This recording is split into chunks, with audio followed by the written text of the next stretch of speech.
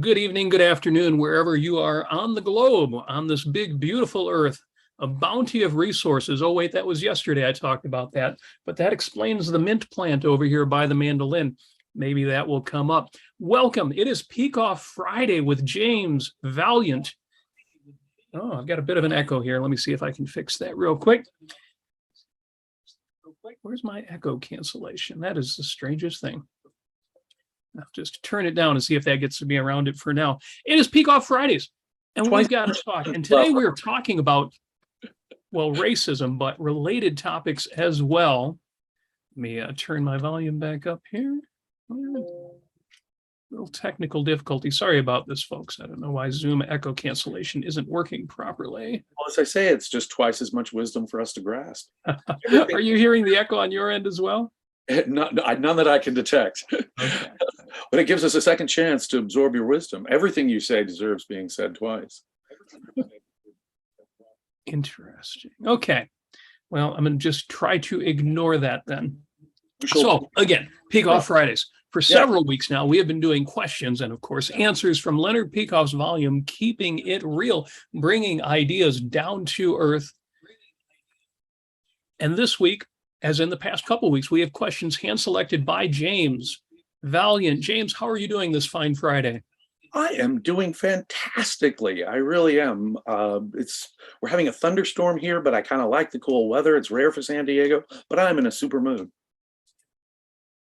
Excellent. Now, we are all, of course, mourning the passing of Queen Elizabeth II at the age of 96. You know, I talk about passings on my Sunday show, and when somebody lives to be 96 and really lives right up until the last minute, I mourned, but I also celebrate. And whatever your opinion about the monarchy and all the complications, my respect for this woman is enormous. I can only hope that at 96 or even 76, I have half of the life in me and the grace and the dignity that that woman had. So we are all challenged to get over this. We've talked earlier about some of the mixed reactions some people have, but I think this is purely a time for celebration and mourning. I agree. Earlier this year, I had Ayn Rand Center UK videos in which I criticized the institution of monarchy, and I hope I did so in a respectful way. But this is not the time for that. A good woman, a decent lady who was a role model to her country just passed away. And let's celebrate that. Let's celebrate her life.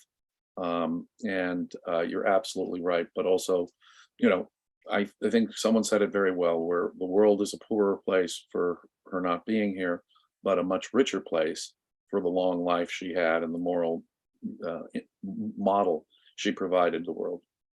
Yeah, we may have a conversation about her strength and character, but you know me, I can't help but I love the love story. She married Philip, Prince of Greece, in 1947. They were married for 74 years, and she still to the end called him my strength and stay. Well, of course, who does that remind us of? Ayn Rand, referring to Frank O'Connor as her Rock of Gibraltar. I only notice here that, as so frequently happens when a couple has been married that long, it is not uncommon to see one pass away only a couple of years after the other. It happened with Ayn Rand and Frank O'Connor. I think Ayn Rand was in steady decline after his death, and I think the same was true of Her Majesty. When you lose someone who's been part of your life like that for so long, it's like losing a limb. And I cannot imagine what it was like to try and carry on without the partner of a lifetime. Indeed, with you, but at your side. And as tragic as that sounds, 96 years of age. Just I can't help but be inspired by, again, at her best, right through the end, she got out of bed to confirm the new prime minister. I mean, just an amazing woman. Whatever your opinion, our heart goes out to everybody in the UK and around the world. We're all mourning a bit at this time. Most definitely. So I do want to jump right into the questions, though. That did need to be said. But yes, this week we're talking about something different. And it's a mix of questions. Our show title was Racism versus Reality and Rationality. And the reason why I thought that was the right title is because it goes much further than racism. But I'm going to start there with question number one. Dr. Peikoff was asked if a person feels that he is looked down upon because of his race. Does having pride in one's race as a self-esteem booster make racism good? Wow. Now, asked that way, the answer seems obvious, but there's much more to this than that. That the kind of response we're given. If a group has been put upon and repressed and thought of in a negative way, shouldn't they turn it around and actually feel identity group pride to respond to this group denunciation or condemnation? Wouldn't that be a balancing out I think people have in their minds? If a race has been so vilified as a group, see, this is the problem here with racism, is it's the diametrical opposite of reason and individualism. Reason is what gives people their uniqueness, their individuality. It is the source of their thoughts, their values, and that is an individual phenomenon. Choice is an individual phenomenon because thought is an individual phenomenon. Individualism is the opposite of racism. Racism is this crude denunciation of someone based simply upon a group to which they belong. And it's the crudest form of that. If I condemn someone on their nationality or on their religion, that's not always so obvious. Or if you're so abstract and sophisticated like Karl Marx, we condemn them because they're a proletariat or a bourgeoisie and not a proletariat. That's a more abstract sort of group condemnation. Racism is sort of sense perceptual group condemnation. Let's keep it simple. It's collectivism for dummies, let's face it.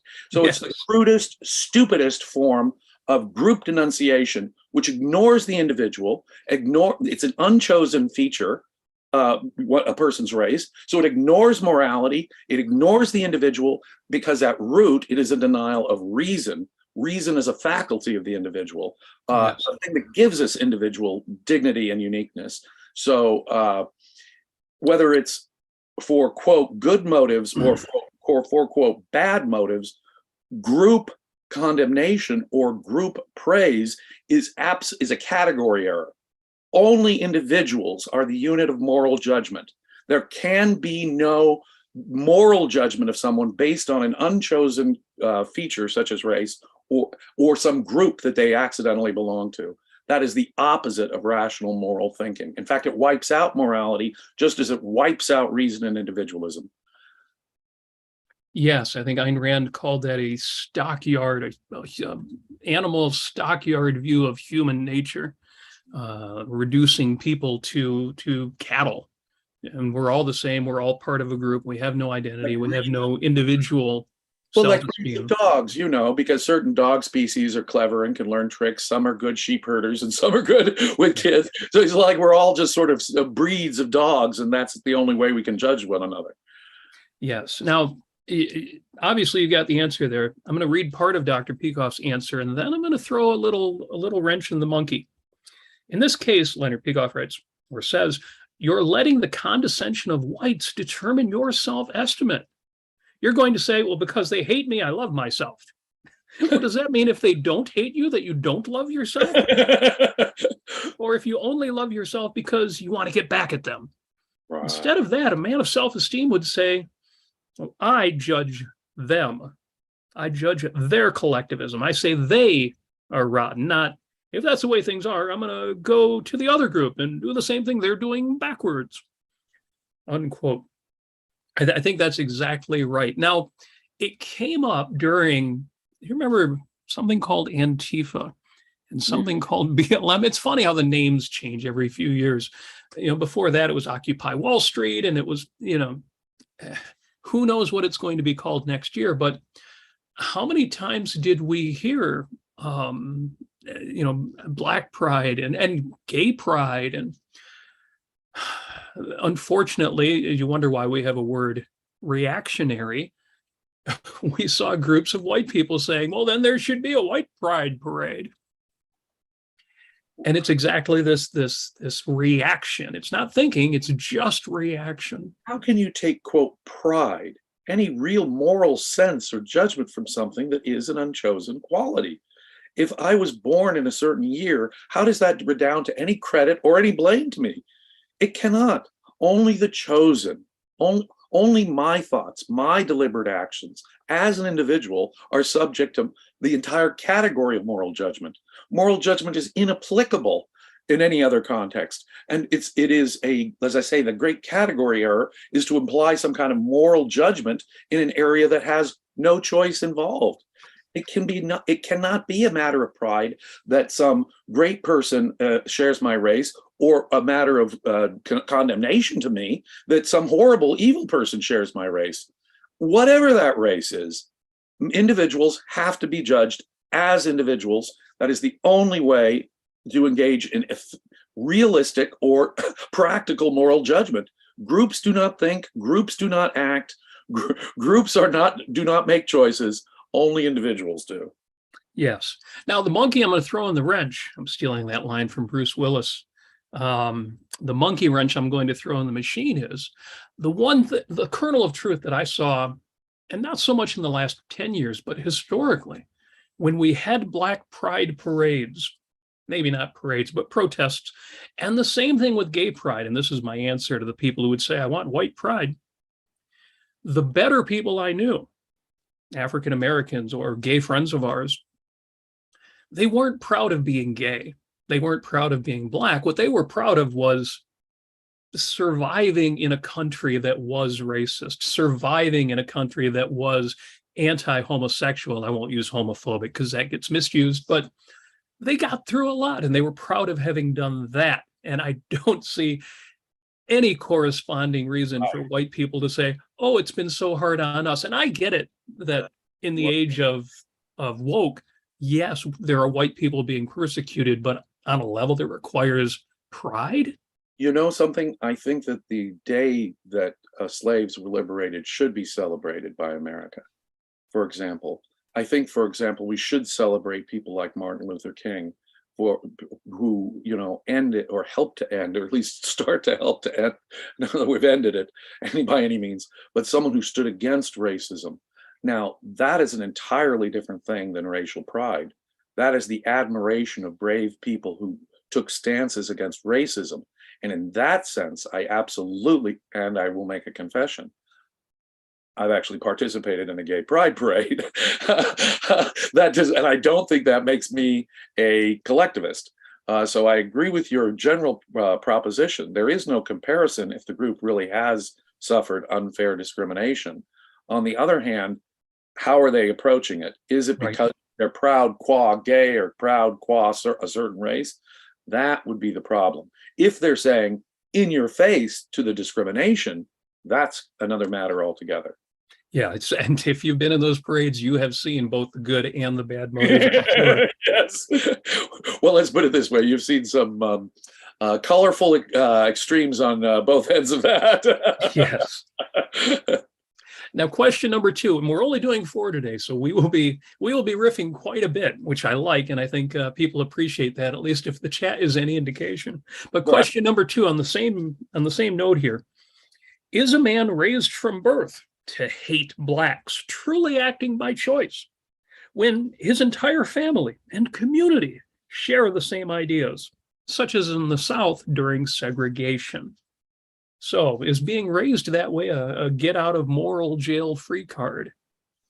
And I'll go right to Dr. Peikoff's answer because it's short. He says, I'd say yes, definitely, because the man lives in an era in which the idea of rational thought is known. He sees and uses a rational method of thought on many other issues. He also, if he's at all honest, can see enormous differences among whites and among Blacks, which would invalidate any blanket statement on its face. He also sees that people can make huge mistakes on many things, and therefore he has every basis to criticize his community. Having free will is not enough to make him become Abraham Lincoln on this issue, but it is certainly enough for him to suspend judgment. If he doesn't, he has simply advocated his free will and his moral responsibility. Now, that's the whole of Dr. Peikoff's answer there. And of course, I agree 100%. Well, I mean, everyone who lives in modern America knows that some of America's greatest scientists, military heroes, and now political leaders, not great depending on what you said, your political perspective. Some of them have been truly great. And so what we have and we have a variety of political opinions from every single race. There is so much data from which someone could inductively conclude that racism is wrong, that really it is a kind of evasion in the contemporary world. He's absolutely right. We live in a world that does have information available that could absolutely fly in the face of any reasonable, non-evasive position about racism. So just being from, say, a racist family in Mississippi is nothing like a good enough excuse these days to be a racist. It's simply can't see. And there's a great point about context and moral judgment. You cannot be forgiving of someone's context all the way. I mean, just because a certain person has a certain context that might have encouraged them to lean in a certain direction, they've got their own brains. They've got the contemporary context if they live in the modern world with us. And that part of the context has to be appreciated as well. They have more than enough reason to know that racism is stupid, irrational, pernicious, a violation, as I say, of the conditions of moral judgment. If anybody is tempted by this idea of, I've been brought up with this my whole life, how can I be expected to change, or how can they be expected to change? I have two words for that. Daryl Davis. If you don't know who Daryl Davis is, look him up after the show on the internet. This is an African-American, a big black man, an R&B musician, very soulful, very African-American in the best way. And he made it his project to go to KKK, not just, sort of racist KKK meetings, and engage with KKK members. Right. And just talk to them. Just talk to them. Talk to violent racists. That's courageous. And he has gotten a substantial number of men out of that environment. Wow. And to embrace reason on these issues. Wow. That's downright dangerous. And yet, the videos of him and talking to the people that he's engaged with, and amazing stories. Look him up, Daryl Davis, on the internet. It's Daryl with one L, Daryl Davis. A heck of a guy. And again, if anybody thinks, but if you were really, stuck in that environment, you can't really be reached.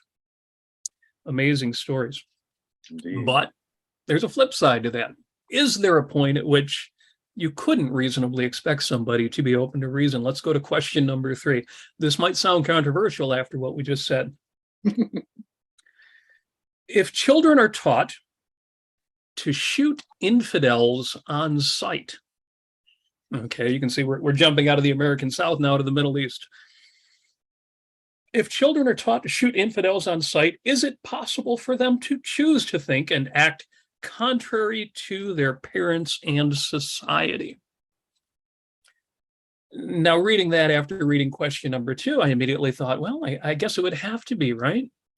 So Dr. Peikoff's answer surprised me a little bit, because he says, well, I was asked recently about a man raised to hate blacks and whether he had a choice, and I said he did have a choice.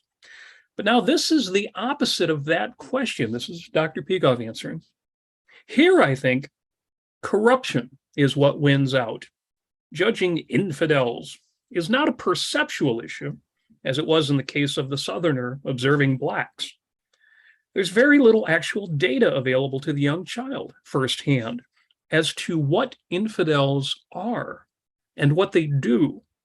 So he's filled with propaganda. Much more important than that, though, is that the man living in the South is living in the modern era. He knows about rational thought, no matter how bad he is. So he's responsible for using it. But the children we're talking about here, those in the Middle East, are living in the dark ages. They have no intellectual guidance, no means of rational thought in a systematic way. They are, in essence, savages. Well, they have free will on a lesser level, who to sleep with, who to rob and so on. But in regard to the larger issues, they're the equivalent of zombies or puppets. You can't appeal to their free will or their minds because they have no clue how to use them. Therefore, I would say no. In this case, it's not possible for them to think and act contrary to what they were taught. And that's why if they are your enemies, you have no choice but to kill them if they stand in your way. There's no reasoning with them. Right. He goes on a bit, but that startled me. What do you think, James? Well, if your only sources of information are some, well, let's say Al Jazeera, or let's say you're living in the Kingdom of Saudi Arabia, which is a highly censored society, and your only source of education, say, is one of these really hateful madrasas led by one of these Islamic religious leaders who preach absolute hatred and violence, which is still going on in Saudi Arabia and Pakistan and the other side, the Shiite side in Iran today. They're being taught medieval hatred.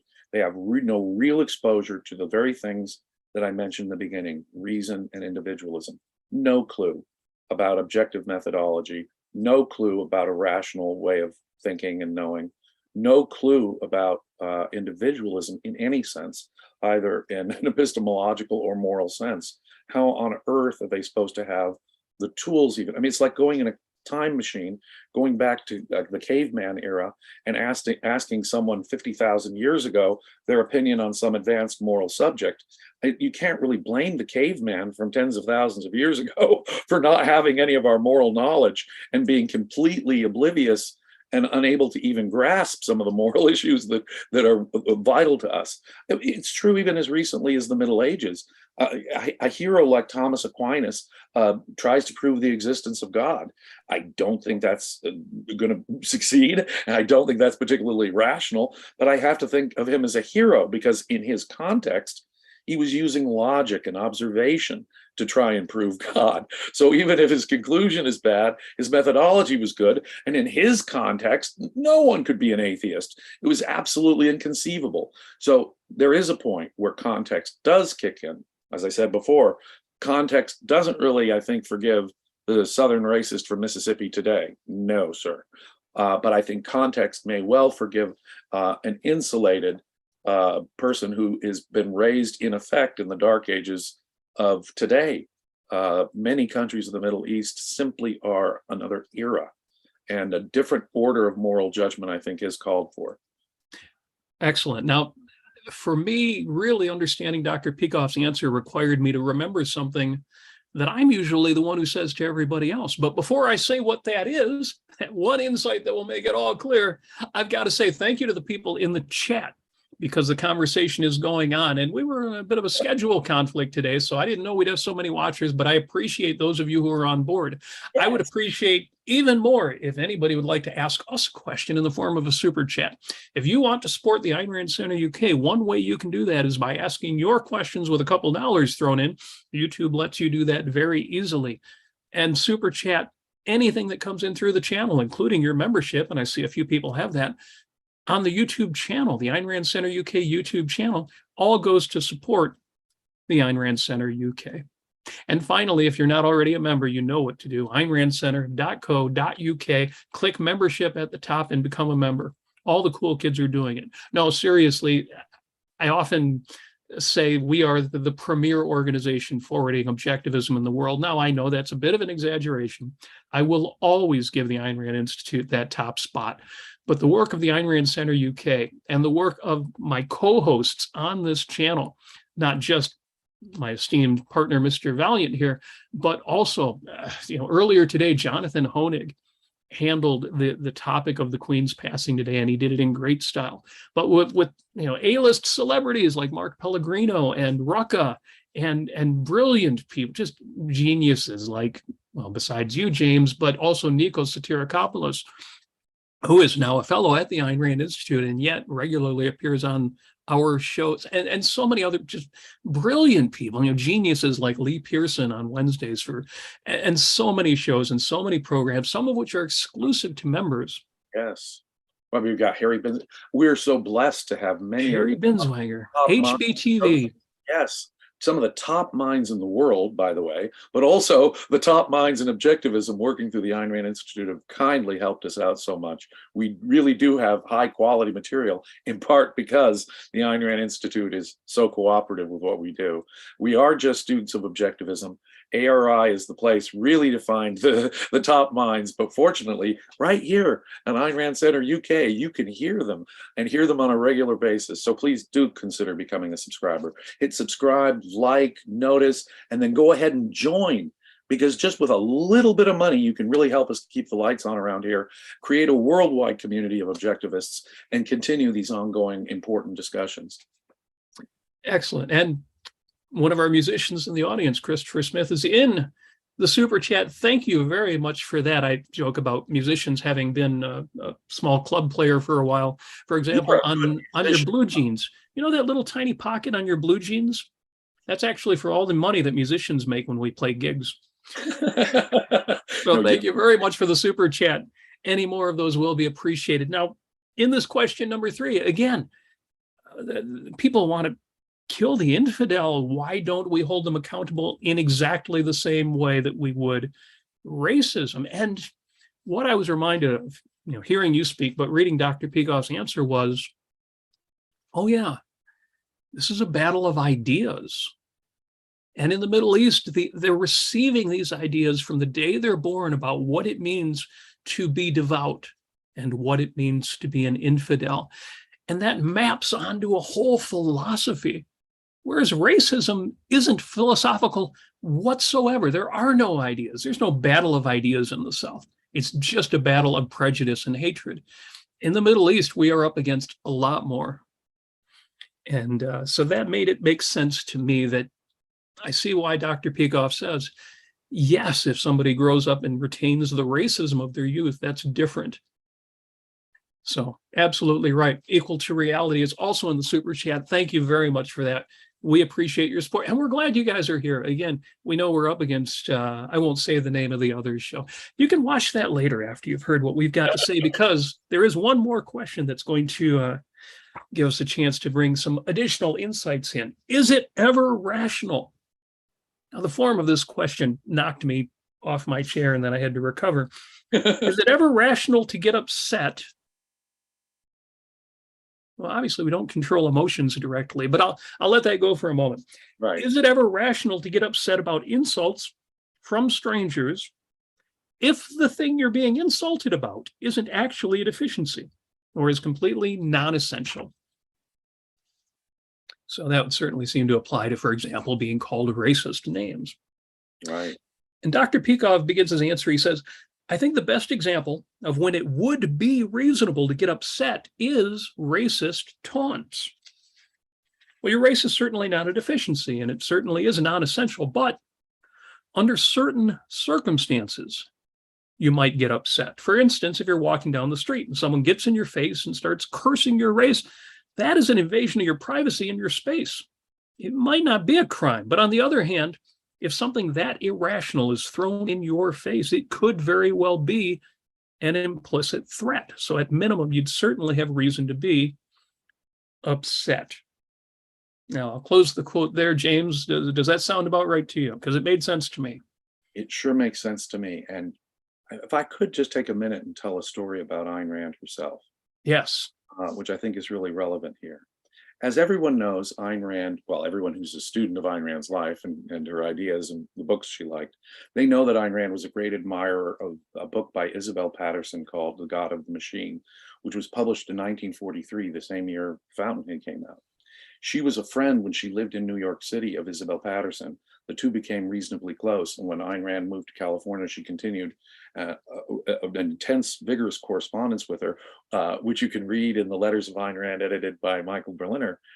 Fascinating correspondence. They really had an intellectual relationship, but also a relationship as personal friends.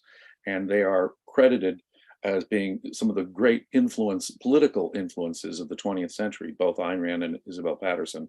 I could only hope that that's the case, because they were brilliant political writers, of course. Now, in the course of the 40s, Ayn Rand's friend Isabel Patterson wanted to raise money for a potential free market publication that she was planning to do in the late 40s. And so Ayn Rand flew her out to Hollywood to meet with some of her Ayn Rand's Hollywood friends. At this point, Ayn Rand was a screenwriter in Hollywood and had lots of connections in Hollywood. So in order to help raise the money, she invited Isabel Patterson out, introduced her to a lot of her famous Hollywood friends, Barbara Stanwyck and Robert Taylor and all, Ayn Rand's Hollywood friends. But she introduced her, Isabel Patterson, to Maury Riskind. Maury Riskind was originally a socialist. He moved to the right, as you will, over the course of his career, but he was a Pulitzer Prize winning playwright who worked with George S. Kaufman, George Gershwin on musicals. As a screenwriter in Hollywood, he worked with the Marx Brothers. So he's a very famous, wrote the screenplay for My Man Godfrey, you might know that. Maury Riskind was a very famous screenwriter, but he was moving to the right. Ayn Rand met him through the course of the Wendell Willkie presidential campaign. He wrote the campaign song for the Willkie campaign.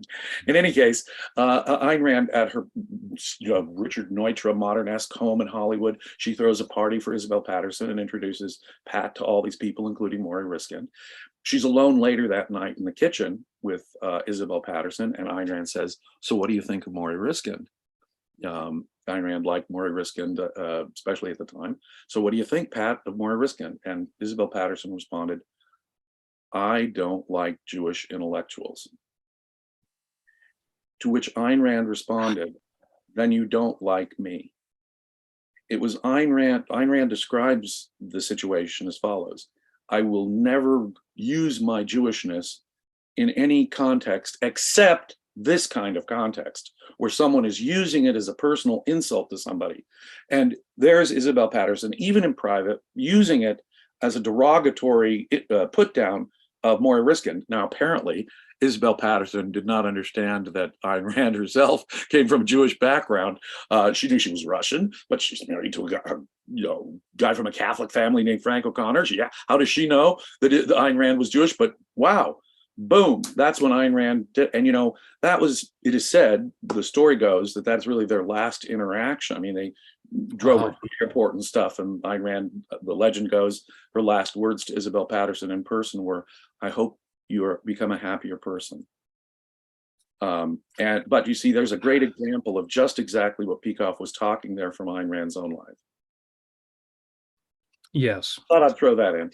And it's amazing that somebody as intelligent as Isabel Patterson, I consider her one of the three women who saved America from what would have been an even worse history after FDR. Between Isabel Patterson and Rose Wilder Lane and Ayn Rand, they saved the world. And yet, she could not drop that part of her prejudices. And it was, I suspect to her, it was a casual remark. She didn't think she was saying anything that was going to be a problem. And to us, of course, having heard Ayn Rand since then say, the only time that I ever regard myself as Jewish is in the face of anti-Semitism. Right. It's amazing that anybody would be foolish enough, much less petty and vicious enough to say something like that. Ayn Rand's family grew up in Eastern Europe and had been for generations the victims of systematic discrimination for being Jews. For someone to say something so insensitive to anyone, much less someone you don't even know they have a Jewish background. Yeah. I mean, it is shocking that a woman so brilliant, so insightful, and I think normally not a racist in other ways, could even say such a thing in private about someone.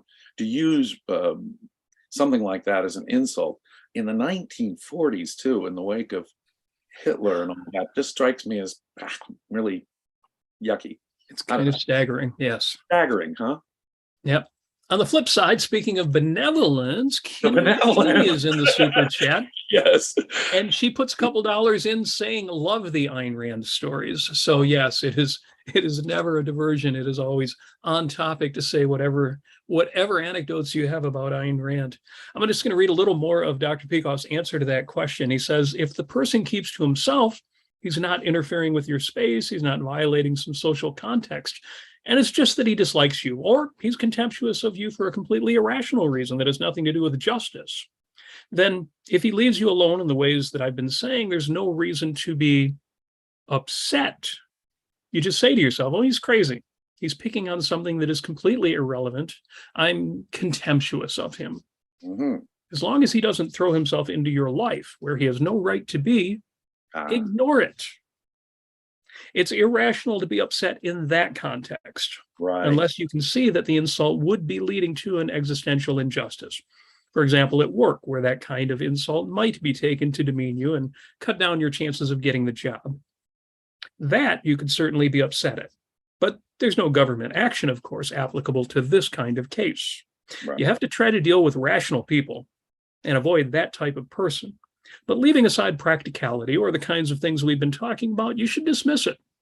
Even when you should be upset, it should not be a burning, obsessive, important issue to you, because your own opinion is what should count about yourself, not someone else's distortion. Now, I especially appreciated that last paragraph.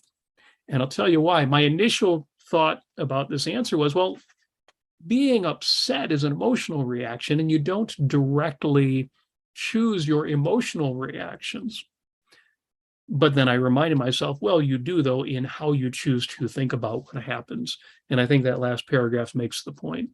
That even if you feel an initial sting there, you will reason your way through it, and that will. My affect, even if my affect is generally appropriate, and some affect is simply inappropriate because either the value judgment that underlies it is wrong, or I'm misperceiving the situation. But let's assume even that I have a valid value judgment underlying the emotion, and you're right, the emotion is an automatic physical result of that, of which we have no real control. But even assuming that the underlying value judgment is itself correct and will lead to, in general, a correct emotional attitude about something, and let's assume you've even correctly perceived it, your reaction is, I mean, always a good idea to take a deep, long breath before we get and dive into the emotional reaction, because the appropriateness of that emotional reaction, delivering it you have to be aware of the context, acutely aware of the context, the relevance. How does this affect you? What is its importance to you? Is it really necessary? Can't you just cut off your relationship with some idiot who's so crude in their thinking that they're a racist, and that's enough? But perhaps the situation is such that you're a longtime colleague like Rand and Patterson, and you're at a sort of a semi-professional thing where you're introducing people like that. And then someone insults not only your guest in such a crude fashion, but without knowing it insults you. That's the different context. And I think we have to draw a line and say, no, push back. We have every right to push back against that kind of irrationality. Yes. And as far as managing your own reactions, and Chris Smith addresses this in the chat, he says, well, you do over time by cultivating emotional habits. And that's true. You do get better at managing your own state. Oh, yes. Oh, yes. Oh, no. And I totally agree. Our reactions are our own. My emotions imply no obligations on anyone else. They're my reactions. Thank you very much. And people have to bear that in mind. And great psychologists have asked us to say, when something bothers you, frustrates you, irritates you, that's a good learning opportunity about yourself. Yes.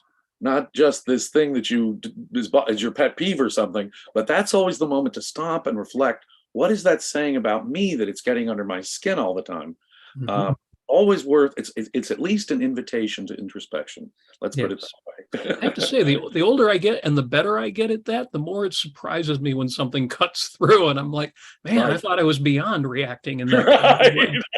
But we're still human critters, so. It turns out that mastering your nature doesn't mean changing your nature. Yes. Oh, two different things. Sometimes it's easy. You correct the evaluation and it happens, it seems like automatically. Sometimes it'll take decades to even make a dent in some kind of emotional reality that you learned as a child, especially.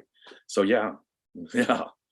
Yep. Self-mastery doesn't mean changing your self's nature. Incidentally, big shout out to PC Aswani. Hopefully I'm pronouncing that right, or at least close to it. PC Aswani is a new member. So we have a welcome to member banner there. Thank you for joining the YouTube channel. And you now have access to special, I love it, because not only do you get a star by your name now whenever you comment, but there are even some unusual emojis, some new icons that you have access to if you happen to take a look. at the emojis that are on your YouTube chat. In case you're wondering, what's up with aren't those emoji the faces of the hosts? Yes, they are. Have fun with that too. And again, there are things you will now have access to as a YouTube member that you did not have access to before. For example, one of my favorite Ayn Rand Center UK activities is the Fiction Club. And we did short fiction for the longest time. We went through the early Ayn Rand and did the short stories. And we kind of held off before taking on because we wanted to do it right. But we're now doing the Fountainhead. And as a member of the Ayn Rand Center UK YouTube channel, if you don't have the time or energy to get onto the Zoom call, you can actually watch that Zoom call on YouTube just as a regular YouTube video if you are a member. And PC Aswani now is. So thank you for that. Right. And sometimes those discussions we're joined by Lisa Van Dam, Shoshana. Both of them have taught the Fountainhead, are experts Yes. in the Fountainhead at the university or primary school levels. So you get access to real experts and a chance to ask them questions and interact with them. So there's all kinds of things you get by being a subscriber to the Ayn Rand Center UK. Yes, and some longtime objectivists. You know, Iris Bell has had great insights, and she was in objectivism in the 1960s, and you know, met Ayn Rand, and just such good stuff. Yeah. So yes, much to take advantage of there. Now, James, that winds down our discussion on racism and rationality. And again, it was interesting to me because I had to be reminded that racism is purely perceptual level. There's nothing to be taught. There's nothing that you need to know in order to get over that other than to be willing to face your own prejudices. But getting into ideologies, like we talked about, for example, in terms of believing in infidels, some Middle Eastern philosophies, that's the real reminder. This is a battle of ideas. And fortunately, not just a battle, but you know, objectivism is, you know, in the words I use, is it's the owner's manual for life. So even if you are not that engaged in the current cultural and political battle, these are the ideas for living the very best life that you can. You know, there are people who do okay in shop or in science by never cracking the manual, flying by the seat of their pants. But imagine if you actually took a look at the book. And that is certainly what I encourage people to do. And we're not done with this book, keeping it real, bringing ideas down to earth. Although we've done an awful lot from the book, and we probably need to think about what comes next. But there's so much good stuff in here that there's still more to come. that I am really looking forward to. A couple of good ideas, I think. Thanks to Leonard Peikoff's good ideas. But yeah, we should think about what we're going to do here. See, we're always thinking about bringing you guys new and different material. We are. And the more we get into it, the bigger it gets. Like this plant over here. I'll tell the mint plant story real quick. I bought this at the grocery store a week or so ago, and it was this little tiny thing. And we were going to use it for mint, mint juleps or mint, put it in a cucumber salad, etc. And we ended up using a bunch that I bought. It wasn't quite as fresh, but we just didn't want to chop up the plant. Well, a week later, and it's twice as big. And that tells me something. It tells me about the energy density of dirt, of soil. Because it's not like I did anything special. It just kept getting big. And that came up yesterday when I talked about abundance and superabundance, the new book that was just released by Tupi and Pooley.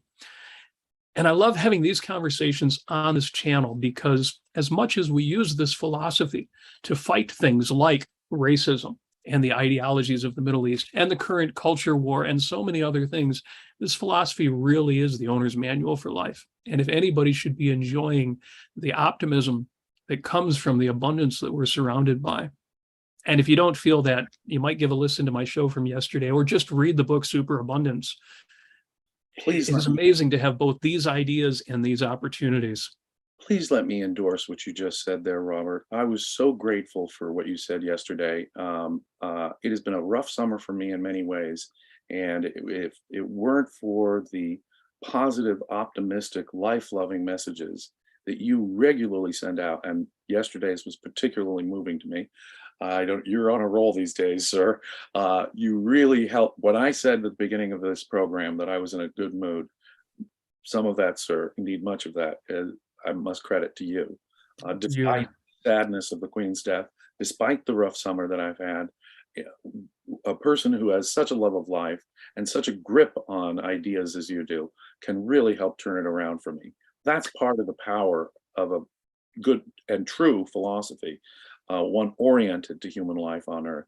And I want to thank you for that, sir. It was a beautiful. Well, thank you. I will accept a small part of that compliment and reflect the rest of it back onto Ayn Rand, this philosophy, Opar Leonard Peikoff's magnum opus, and even this book that we're having so much fun with. We have one more super chat though before we wrap up. Kindred Amy, somebody that I think I know, says, "Has ARC done? Maybe you know this, James. Has ARC done Romantic Manifesto as a study? Have we done anything intensive on Romantic Manifesto, or is that a project to think about?" We did several of the essays in our Tuesday essays when we did Ayn Rand essays and speeches. We did several of the essays from that. However, that's a great idea, Amy, because I think that the Romantic Manifesto deserves systematic study. There are so many implications that we never got into. We were just trying to understand each one of those articles in its own terms. But when you put it together, Ayn Rand's theory of art has so many powerful insights that cut across the board and integrate with so many other ideas. To do a systematic, am I confessing that the Romantic Manifesto is one of my favorite books ever in philosophy? It ranks up there with Introduction to Objectivist Epistemology and Objectivism, the Philosophy of Ayn Rand by Leonard Peikoff. The Romantic Manifesto was one of the most important books of philosophy I ever read. It gave me a new understanding of human nature, the role of art, the role of symbol and ritual even. There's a whole wider discussion about the phenomenon Ayn Rand discovers there that I think has just barely begun to be tapped and can revolutionize the world. And it's interesting because you talk about how it has so many broad-reaching implications. There have been times when I've thought, well, it's a great book about art and literature, but it's also got a lot of philosophy in it. And then I have to remind myself, when you understand Ayn Rand's aesthetic theory, it's not two different things. The role of art, there's a reason why she regarded that as one of the 5 branches of philosophy. And our new member, P.C. Aswani, says, well, what's that book, Robert? This was Ayn Rand's treatment of art, of aesthetics. And although the subtitle on the book is A Philosophy of Literature, and she uses literature in most of her examples, it really applies to aesthetics in general. She explains, Ayn Rand explained what love was when people thought love can't be defined. Well, she explained what art is when people thought, well, there is no single definition of art. She said, that's absurd. We use the word, obviously it means something. Well, Ayn Rand did define it, released the Romantic Manifesto, a series of essays, and it's you're right, it's an extraordinary work that could do with a whole treatment of its own.